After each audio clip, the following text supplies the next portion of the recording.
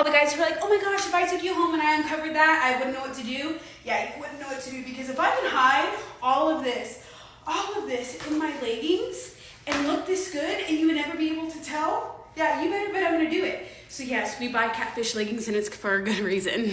This is trickery.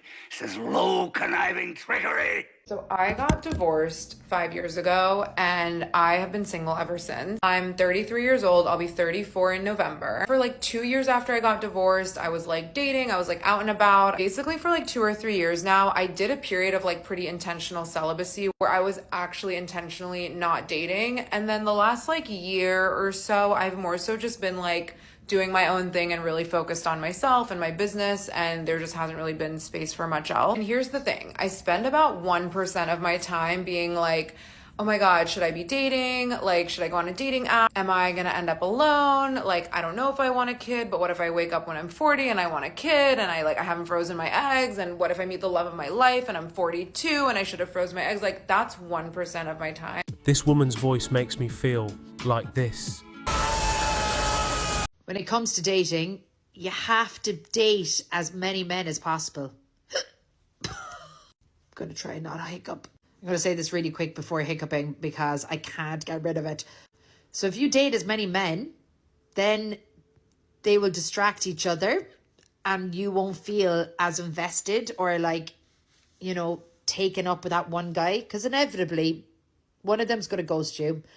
One of them is going to turn out to be sleazy. One of them might let you down in some way, and then that will leave you as, you know, just with one left. And yeah, that's where I am. I've been ghosted in the past few weeks. I've had someone who just would not stop asking me for selfies and like sending semi-nude photos of himself, which were completely unsolicited, by the way. Like, I didn't ask for them. And then, yeah, it's left me with one guy. He's divorced. He's got 2 kids. And you know what? I'm in this era where I actually see myself as being like a second wife, which is mad.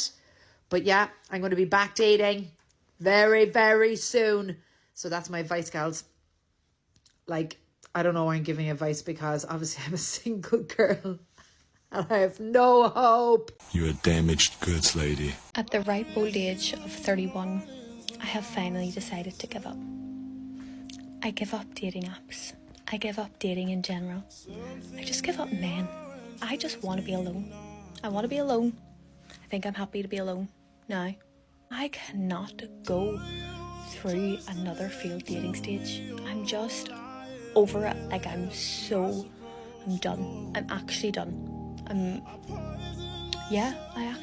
done. It's just me and you, big guy. Me and you. Till the death. Ow! Ow! I have been super emotional the last couple of days, and I'm not one to get emotional. Ask anyone in my life. I don't cry like ever, so I am chalking me being emotional up to the fact that I'm exhausted and feel sleep deprived. It's about to be that time of month, and I turned 32 this month, and I'm still single. And I know that sounds so dramatic, but it's been crossing my mind a lot this past month. Well, really past couple of days since like it became September. I've been single for 4 years, and it really sucks being the only person in your friend group that's single, the only one pretty much in your life without a life partner. And I think all the time about how much easier my life would be if I had someone to share that with, if I had someone to share the financial burden with, someone to help with cooking, someone to help with cleaning, how less stressed I would be, because I feel like I take on a lot and I do a lot, not only for myself, but the people in my life. And I am so tired of people telling me, oh, you're gonna find him when you least expect it. Oh, you know, stop looking for him and it'll happen. Or maybe you need to work on yourself. Listen, I've been working on myself for 4 freaking years. I've been single for 4 years, and part of that's my own choice because I got out of a really bad relationship and I decided I was never going to settle for less ever again.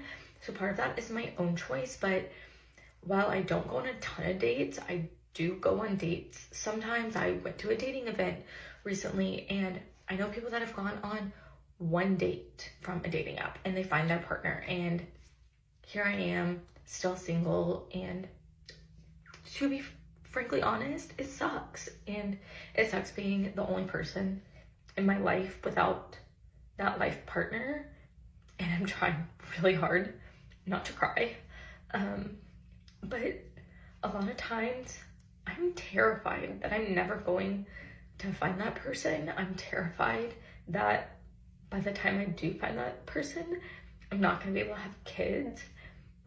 And I know that science has evolved and women are having children later and later in life, but it's still in the back of my mind a lot of times, trying not to cry.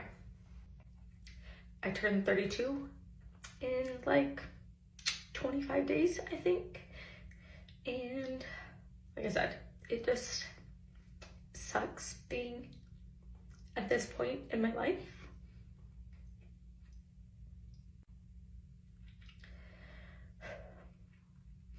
And a lot of times I am okay being single because I'm okay going and doing stuff by myself, or I like my alone time, but like I still want that life partner to be able to do things with, and you know, to help share the financial burden, to help share the burdens of life and the day-to-day, and someone to be my first call when things are good, when things are bad.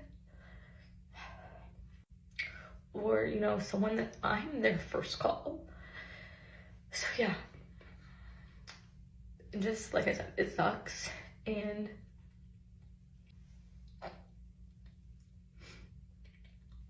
I'm really emotional about it right now, and tomorrow I probably won't even be crying about it. And I don't cry about it often or like ever, but here I am tonight. And you know what, again, it just, like I said, it's a hard place to be. I just laugh at all the women who choose the top 10% of guys and get treated badly, and they don't ever learn their lesson. There are so many other great guys out there who would treat her with respect, but she swipes left on 90% of them. Even her dog started biting her. He clearly doesn't agree with her bad decisions either.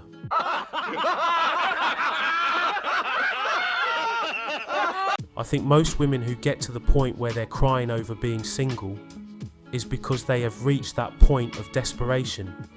They feel so empty inside unless they have a boyfriend, and it's pretty sad they need somebody else to fill the gap for them. It's so useless! Real men of genius.